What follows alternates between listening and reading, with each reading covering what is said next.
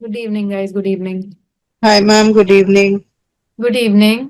सो आप लोग को जो भी डाउट्स है guys, this is probably going to be a last class, okay. किसी ने मुझे उस दिन पूछा था सैंडविच लीव पॉलिसी के बारे में। कौन था? Suraj, it was you? Yes ma'am. Okay. Anyone has idea कि क्या होता है sandwich leave policy guys? Yes everyone. क्या होता है sandwich leave policy guys? Any idea? Clubbing of different kind of earned leaves to increase the duration of leaves. Okay. So clubbing. Ma'am, हाँ जी। जैसे suppose अगर हम सैटरडे को leave लेते हैं और मंडे को लीव लेते हैं और बीच में अगर संडे पड़ रहा है तो दैट इज कॉल्ड सैंडविच, कि वो पूरा ओके। सैंडविच बन गया and that is counted in your leave. Okay. Alright. And आप लोग में से कितने लोग एज एन एचआर आपके ऑर्गेनाइजेशंस में सैंडविच पॉलिसी फॉलो करते हैं? Ma'am, we have a sandwich policy. You have who else? बस बाकी किसी के ऑर्गेनाइजेशन में नहीं है sandwich policies? Okay. So guys, अगर मैं बात करूं कि सैंडविच पॉलिसी होती क्या है, टू मेक एवरीवन अंडरस्टैंड, और जो आपका डाउट था, फॉर एग्जांपल दो टाइप की सैंडविच पॉलिसीज होती है, ठीक है। एक होता है प्रीफिक्स, एक होता है सफिक्स, ठीक है। प्रीफिक्स पॉलिसी क्या होती है? प्रीफिक्स पॉलिसी ये होती है जो छुट्टी से पहले अगर किसी ने छुट्टी ले ली तो, ठीक है, मतलब ऑलरेडी छुट्टियां थी और उसने उससे पहले ले ली तो, okay. So it's like basically for example prefix, मतलब जैसे कि फॉर एग्जांपल आप ये समझे, प्रीफिक्स पॉलिसी ये होती है कि जैसे कि छुट्टियों के पहले, ठीक है।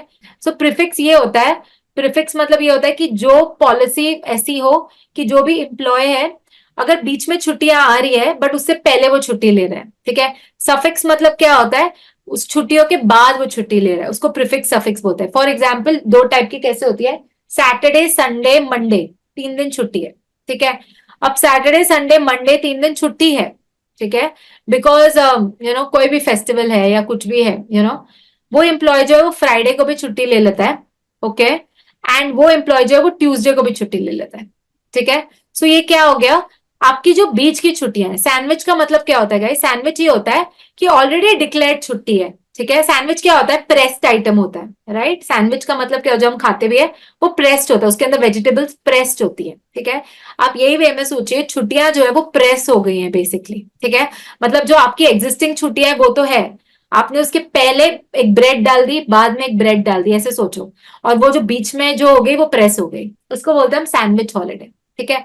ये एक होता है। Clear everyone? मैम, ये जो ईएलसीएल और अर्न जो लीव रहती है मैम, वो कितनी कितनी दे सकते हैं और वो महीने में कितनी यूज ले सकते हैं? कि ऐसा कोई रूल नहीं और है, मैम, ठीक है, ऐसा कोई स्पेसिफिक रूल नहीं है। बट हमारे यहाँ हम क्या करते हैं, सिक लीव ज्यादा है, ठीक है, कैजुअल लीव कम है। तो 8 कैजुअल लीव है, 10 सिक लीव है, और एम्प्लॉयज के लिए 12 ईएल है, मतलब टोटल 30 हॉलीडेज है हमारे पास, ठीक है। बट उसमें भी कैजुअल लीव जो होता है उसमें कभी भी guys always remember, earn leave और कैजुअल लीव जो होती है ना, उसमें हमेशा एक लिमिटेशन होती है। अर्न लीव और casual leave is not employees right guys. ये चीज आप लोग प्लीज एज एन एचआर कोई भी पॉलिसी बना रहे हैं उसमें लिख दीजिए, earn leave and casual leave employee का राइट नहीं होती।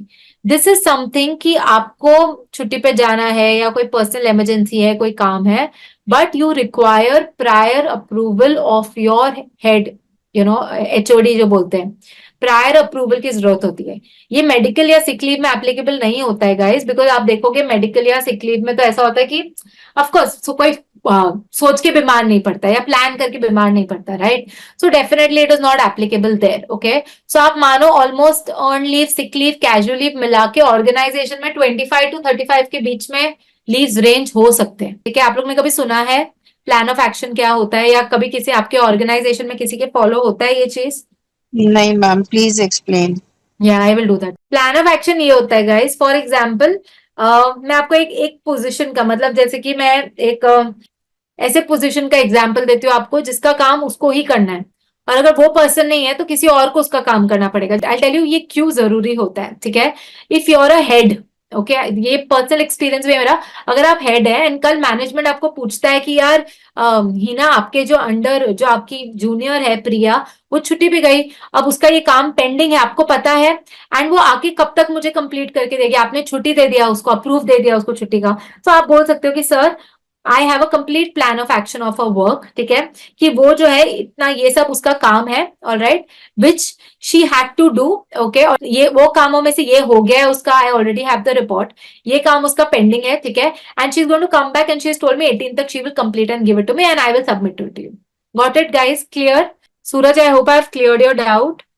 Yes, ma'am. अगर personally you know as a person, मतलब as a female and as an individual, अगर मैं पर्सनली मेडिक्लेम लेना चाहती हूँ फॉर मेटर्निटी, यू नो, वो लेबर लॉ के हिसाब से भी मैं आपको बता रही हूँ कि अगर मैं मेडिक्लेम लेना चाहती हूँ मेटर्निटी के लिए अपनी, ठीक है, सो आपको पता है मेडिक्लेम नहीं मिलता है मेटर्निटी के लिए, मिलता है but there are certain criterias, waiting period होता है थोड़े साल का, उसके बाद आपको थोड़े यू नो अमाउंट मिलेगा, ज्यादा अमाउंट फुल कवर नहीं होगा, ऐसा यूजुअली रहता है, ठीक है, बिकॉज अकॉर्डिंग टू मेडिक्लेम क्या होता है, mediclaim is like for any disease, ठीक है, या इंश्योरेंस भी क्या होता है for that matter, it is for any disease, okay, but pregnancy is not a disease and it is not something जो अनप्लान्ड होगा, ठीक है, so usually mediclaim and insurance company उसके लिए नहीं देती है, ऑलराइट, देती है, मैं ये नहीं बोलूं बिल्कुल कोई कंपनी देती है, अभी स्टार्ट हो गया है वो बहुत साल से, बट ये कि बहुत 3 years या 5 years वेटिंग पीरियड होता है फ्री, यू नो, वो पीरियड में अगर आप प्रेग्नेंट होते हैं तो नहीं मिलता है एज फीमेल एम्प्लॉयज, उसके बाद मिलता है. इट्स ओनली यहाँ पे जहां पे कंपनीज जो है अगर ग्रुप मेडिक्लेम या ग्रुप हेल्थ इंश्योरेंस लेती है, सिर्फ ये एक ऑप्शन है जहां पे डे 1 से जो फीमेल एम्प्लॉयज होती है वो मेटर्निटी के लिए कवर्ड होती है. Convince allowance and transport allowance है, उसमें क्या डिफरेंस है? वो अलग हो जाता है. See I tell you, And conveyance and transport is like almost the same thing होता है. यूजुअली ट्रांसपोर्ट से ज्यादा लोग कन्वेयंस अलाउंस ही डालते हैं. Conveyance allowance is basically just allowance, you know, ये वो एक सिर्फ अलाउंस होता है, लाइक बेसिक कैसा है आपका हाउस रेंट, स्पेशल अलाउंस कैसा है, ये सिर्फ अलाउंस कॉम्पोनेंट है. अब बहुत कंपनीज जो होती है जो कन्वेयंस अलाउंस है वो रीएम्बर्समेंट में डालती है, ठीक है. एक यस, रिलेटेड क्वेश्चन है, मान के चलिए एक एम्प्लॉय है जो हर साल कंपनी चेंज कर रहा है, तो क्या वो उसे ये बेनिफिट अवेल करने का चांस मिल सकता है, या दूसरे तरह से इस तरह सोच सकते हैं कि अगर मेरे पास कोई नया एम्प्लॉय ज्वाइन किया है तो उसे मैं 2 साल में कैसे दूं, क्योंकि शायद पिछले साल उसने लिया था या नहीं लिया था, उसका कोई रिकॉर्ड उसने सबमिट किया वो ठीक है या नहीं, मुझे डाउट है. मतलब मैं आपका क्वेश्चन समझे नहीं. अगर फर्स्ट ऑफ ऑल एम्प्लॉय हर साल कंपनी बदल रहा है तो उसको तो बेनिफिट मिलेगा नहीं ना गाइस, बिकॉज वो तो मिलेगा. ऐसा है कि 2 साल में एक बार आप ले सकते हैं, मतलब 2 years में कभी भी एक बार ले सकते हैं. तो हाँ, फर्स्ट ईयर भी ले सकता है वो, ऐसा नहीं है. First year also he can take basically 4 मतलब साल 2 का साल रहता में है एक बार एक कंपनी में, हाँ, 2 अगर वही साल एक. कंपनी में कंटिन्यू रखता है तो ही, अदरवाइज जो कंपनी चेंज ऑफकोर्स करता है तो ऐसा नहीं कंपनी. कि नहीं नहीं, ओवरऑल नहीं.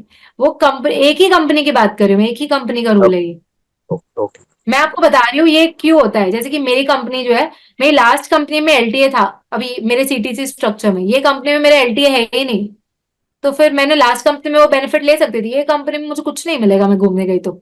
So it depends on the company also कि आपके स्ट्रक्चर में एलटीए है कि नहीं, वो भी डिपेंड करता है.